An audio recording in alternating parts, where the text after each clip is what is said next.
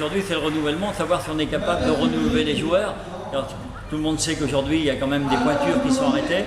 Aujourd'hui, on va voir si notre système de formation est valable, si on ne redescend pas trop bas, comme le fait Valerias, comme le fait Camaré de nos jours.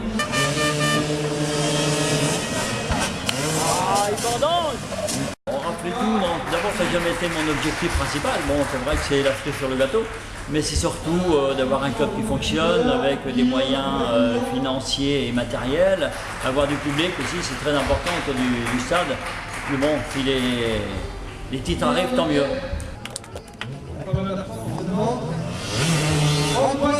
L'objectif c'était de former des jeunes joueurs motoball. À une époque, on les prenait à 14, 15 ans pour rentrer en cadet. Là, on les forme dès 8 ans. Et là, ils sont dans une discipline quand même, dans une école où ils sont encadrés. Ils commencent beaucoup plus tôt, donc quand ils arrivent en cadet, ils sont déjà pratiquement formés. Et comme ça, on prend de l'avance. Mais le team moto-éducation, comme tu peux le voir aujourd'hui, il y a beaucoup de monde. Il y a 145 inscrits. Des adhérents, ils ne sont pas tous licenciés parce qu'ils ne font pas tous de la compétition. Mais pour la plupart, ils font de la compétition à peu près 50%. Et c'est quand même un club qui fonctionne bien, puisque 145 inscrits, ça le fait quand même un des plus gros clubs de la région, quoi.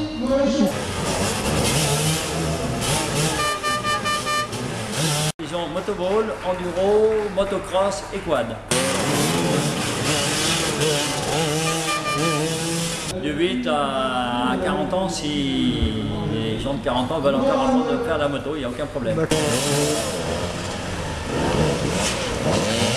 Alors, on ne fait pas porte-acquéreur, d'abord c'est pas si simple que ça parce qu'il y a plusieurs propriétaires. Ouais. Aujourd'hui on est là-bas parce qu'on avait besoin d'un beau terrain et c'est vrai que c'est un site merveilleux. Maintenant on va négocier, j'ai un rendez-vous bientôt, donc on va voir où c'en est. Mais tant que j'aurai pas rencontré le maire de Saint-Georges, je ne peux pas dire où on va. Et c'est justement pour ça qu'il est prévu de le rencontrer, pour savoir justement où on peut aller, ce qu'on peut espérer.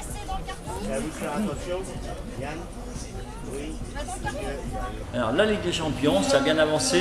Dernièrement, au mois de mai, je me suis rendu avec mes collègues de la commission de motoball à Copenhague en Allemagne, où là j'ai réuni tous les clubs, toutes les nations. Tous les pays ont participé à cette réunion. Ils sont pratiquement tous partants, sauf peut-être l'Allemagne qui se fait un peu tirer l'oreille et je suis très surpris parce que c'était quand même eux à l'initiative il y a quelques années. Donc, mais je crois que tout le monde va suivre. Ça sera difficile à mettre en place parce qu'on a déjà des calendriers les uns et les autres très chargés. Mais je pense que ça peut aller maintenant. Tous les clubs ont signé en tous les cas l'engagement qu'ils étaient d'accord pour créer cette compétition. Donc je pense que le président du UEM va pouvoir prendre ses considérations et mettre tout ça en route.